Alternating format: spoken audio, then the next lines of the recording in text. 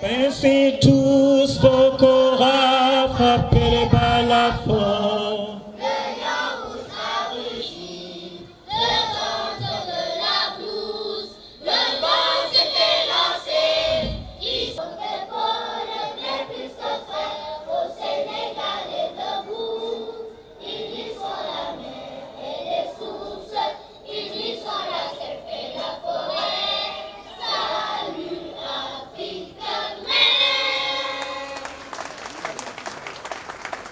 Parce que c'est sous cela. Non, il faut le mettre par ce que le bon Dieu lui a donné.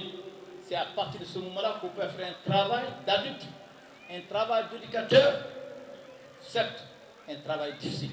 C'est comme ça qu'on peut lever l'aimer pour qu'il soit ce qu'il veut devenir lui-même demain. Et la plupart du temps, c'est ce qui s'est passé.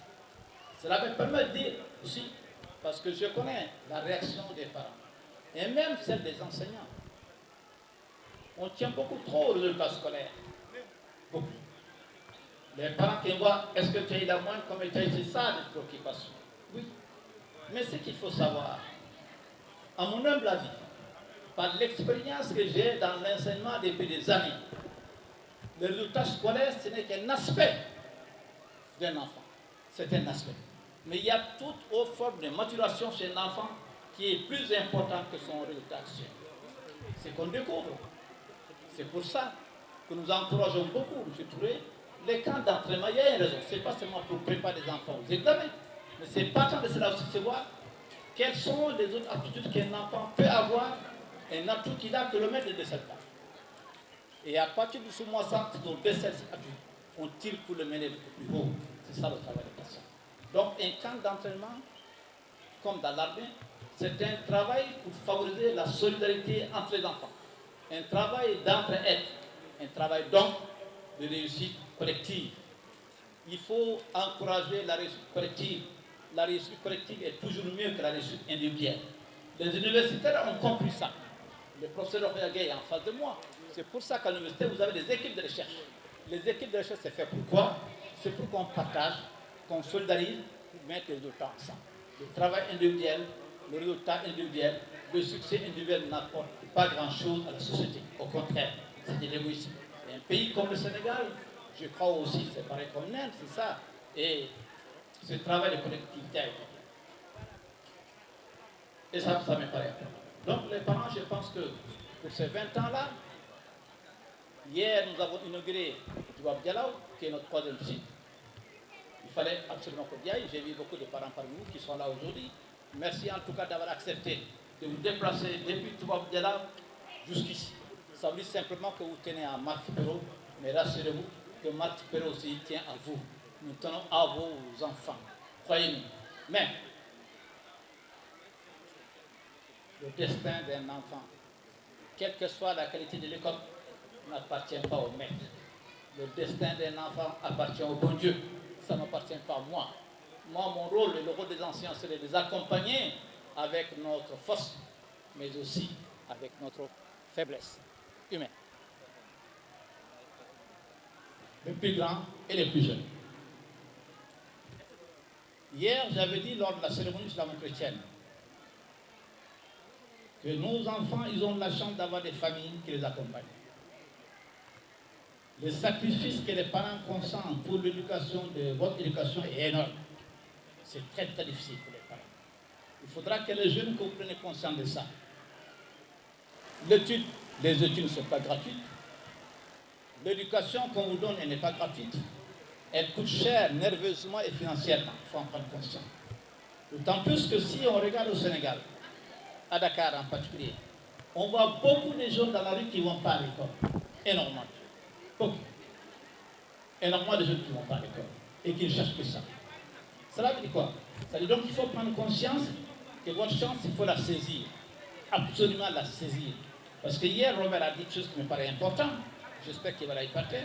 Robert a dit c'est quand on est jeune qu'il faut apprendre. Parce que plus on avance en âge, les neurones suivent. Il a dit ça, c'était très juste. Il arrivera à un moment donné, on ne peut plus apprendre. Parce qu'on est fatigué nerveusement. Donc, il faut profiter de vos jeunesses pour apprendre.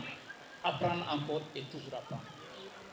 Mais, cet apprentissage, vous le faites dans un contexte familial ou scolaire. Parfois même du quartier, vous l'avez déjà. qui vous entourent, auxquels il faut prêter une attention particulière. C'est pour ça que j'aime bien la formule du pape François qui vient de partir, qui avait dit à une fois, assez intéressant, lors de se rencontre à Abu Dhabi, avec le grand imam d'Abu Dhabi, il dit, vous savez, pour qu'il y ait la paix dans le monde, et que les jeunes doivent comprendre trois choses, qu'il faut avoir au bout des lèvres tout le temps. C'est de dire, s'il vous plaît, pardon et merci. Et ça, c'est tout. S'il vous plaît, pardon, merci, thank you. Et lorsqu'on a ces trois clés-là, toutes les portes s'ouvrent. Et ça, je voudrais que les enfants vous montrent ça, que les enseignants aussi vous continuent à expliquer ça aux enfants. Cela dit, je n'ai pas de talent, excellence. Je répète encore, I am very glad to see you. I hope you a very good day, feast, and I hope today I am going to India to see you in your home. Thank you. Mayor of Khan Bel Air, Mr. Abdul Karim Diallo, Principal Mark Perot, Institution, Secondary School, Khan Mari, Mrs. Diallo, Principal Mark Perot, Institution, Primary School, Khan Mari. Corps enseignants et parents et chers enfants, c'est un véritable plaisir de vous joindre aujourd'hui pour célébrer le 20e anniversaire de cette communauté scolaire. Les écoles jouent un rôle crucial dans la construction de l'avenir, en nourrissant les jeunes esprits de savoir, de curiosité et d'une profonde appréciation du patrimoine culturel. Ces événements comme celui-ci soulignent l'importance de l'unité, de l'apprentissage et de l'esprit de communication et de coopération. Je suis très heureux de voir que l'école accueille des élèves venant de nombreux pays, y compris l'Inde. Enfants, je représente l'Inde dans votre beau pays. Permettez-moi de vous parler un peu de mon pays et de ma belle culture. Il couvre des milliers de kilomètres carrés, il est le 7e plus grand pays du monde en superficie et le 2e en population. Il a la plus grande démocratie du monde avec 1,4 milliard d'habitants et en parlant multiples langages. L'Inde a 22 langues officielles et plus de 1600 dialectes parlés. L'Inde est connue comme l'une des plus anciennes civilisations, comme celle de la vallée de l'Indus et d'autres encore comme celle. Nous sommes tous les deux pays laïcs. Bien que la majorité de la population indienne soit hindoue, tout comme le Sénégal, où la majeure partie de la population est musulmane, il y a aussi du bouddhisme, du jainisme, du sikhisme, avec autant de personnes parlant autant de langues différentes et suivant tant de religions. Nous sommes fiers de notre unité dans la diversité. Mais ce n'est pas tout. L'Inde est également connue pour son excellence scientifique, ses avancées dans le domaine spatial et technologie. Les missions spatiales indiennes, l'ISRO, l'Agence spatiale indienne, est respectée pour le développement de satellites et de véhicules spatiaux, à coût bien inférieur à celui de notre pays. Il y a environ 10 ans, en 2014, nous avons lancé un engin spatial vers Mars. Dès le premier essai, ce fut un record mondial.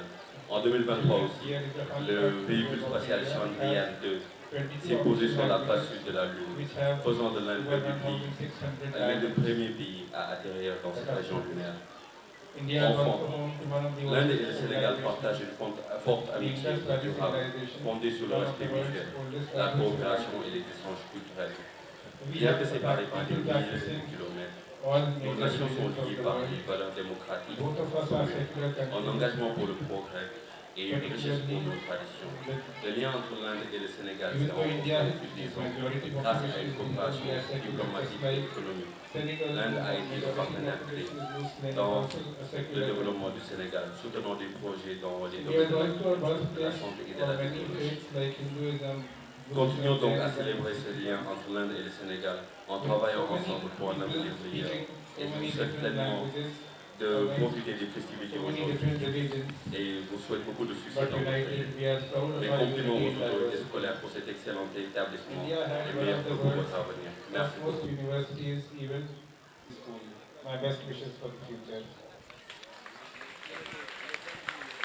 Dans cette période, les arts, la science, l'astronomie et les mathématiques ont prospéré.